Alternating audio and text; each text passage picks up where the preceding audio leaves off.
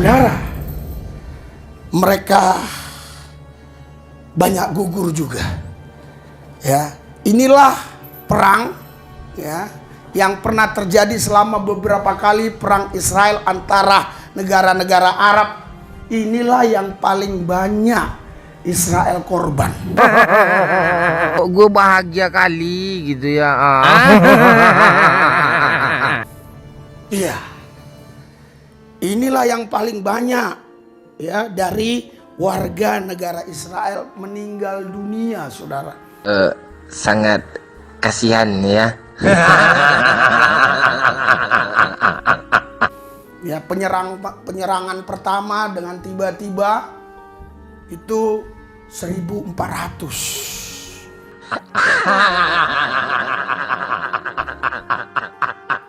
Dan 200 lebih yang ditawan oleh Hamas. Kenapa bisa kebobolan intelijen Israel, saudara? Pendeta Risuli Lubis prihatin terhadap Israel yang kebobolan. Selama ini kita dengar rumor ya, kalau Israel itu katanya superpower, katanya yang paling kuat, katanya yang paling sangar. Ternyata kemampuannya kampret. Nah, yuk mari bersama kita dengarkan curhatan Pendeta Risuli Lubis yang sedikit terguncang karena Israel. Padahal Israel ini terkenal dengan yang namanya Mossad ya, kalau saya nggak keliru. Nah, Mossad ya, terkenal ini, intelijennya luar biasa. Kenapa bisa kebobolan, saudara? Ya, kita harus berpikir. Karena ini pusat segala nasib bangsa-bangsa, pusatnya di sini. Iya, pusatnya di sini. Ya, nanti sampai di ujungnya nanti kalian baru tahu kenapa pusatnya di sini. Nah, saudaraku yang saya kasih dalam Tuhan Yesus, beberapa hari belakangan ini saya terus memikirkan tentang gimana ini Israel dengan Hamas dan sekutunya. Kira-kira apa kontribusi Pendeta Risuli Lubis memikirkan nasib Israel dan Hamas? Apakah dia akan memberikan solusi atau justru membuat provokasi? Karena Pendeta Risuli Lubis ini orang yang terlihat seakan-akan sing paling pro dengan Israel. Kemudian, pendeta ini merasa tersakiti ketika Hamas tiba-tiba membalas kejahatan Israel selama ini. Nah, dari kejadian tersebut, Pendeta Risuli Lubis pun gelisah dengan curhatan yang udah kalian dengar tadi. Oke lah, kita lanjutkan saja. Kira-kira kegelisahan apa lagi yang akan dinarasikannya? Bahkan saudaraku yang saya kasih dalam Tuhan Yesus, ya, Presiden Amerika yang tadinya itu sangat berkeras untuk terus menyerang. Sekarang Presiden Amerika justru mengatakan kepada Israel gencatan senjata. Tapi Benyamin Netanyahu tidak mau. Ini sekarang Presiden Amerika Biden jadi ada masalah dengan Benyamin Netanyahu. Ternyata Benyamin Netanyahu ini ada keturunan dari suku Yehuda. Makanya dia ganas, ya kan? Ganas. Sampai tentaranya marah sama dia. Ini karena perintahmu kami jadi banyak mati. Karena tentara Israel itu mereka punya strategi dari atas saja dulu. Tapi si Benyamin Netanyahu kan dia ingin cepat masuk lewat darat. Saya ngeri loh ngelihatnya itu. Asli loh. Itu Hamas sama Hizbullah itu nembak tank-tanknya itu pecah betul. Mana bisa rekayasa itu. Udah di sininya kok bendera, udah tulisan Arab kok. Udah apa dia, bendera dia. Dia! Astaga.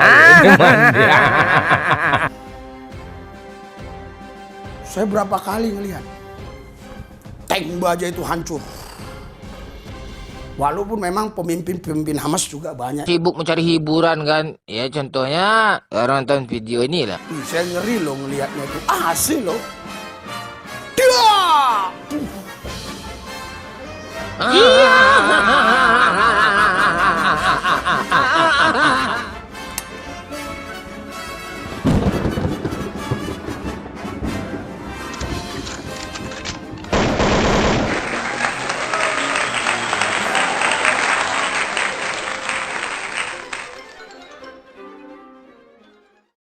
Cukup keren ya, aksi dari pendeta Risuli Lubis yang begitu semangatnya dia saat menceritakan sesuatu hal tentang Hamas dan Israel di depan jemaatnya.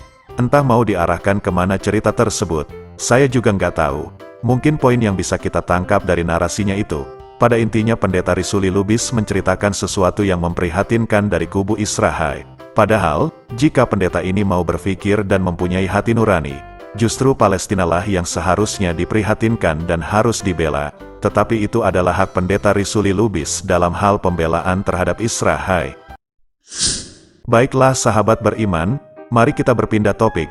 Sekarang kita akan dengarkan pendeta Risuli Lubis dalam memberikan gambaran tentang normal dan gak normal. Mungkin sebagian dari kalian bertanya, mengapa harus pindah topik? Ya, pokoknya simak saja perpindahan topik berikut. Kita nggak punya uang, mau bayar kontrakan, mau bayar uang sekolah anak, mau bayar, apalagi kami ini ya, bulan ini kami harus keluar sekitar bisa hampir 15 juta. Minggu ini, karena kan ini harus dibayar, ini kan sudah tanggal 7 apa tanggal 6? Tanggal 5 ya?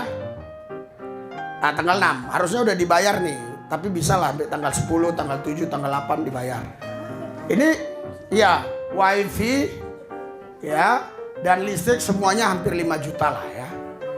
Ya sama sapam sampai lah 5 juta. Ya kan?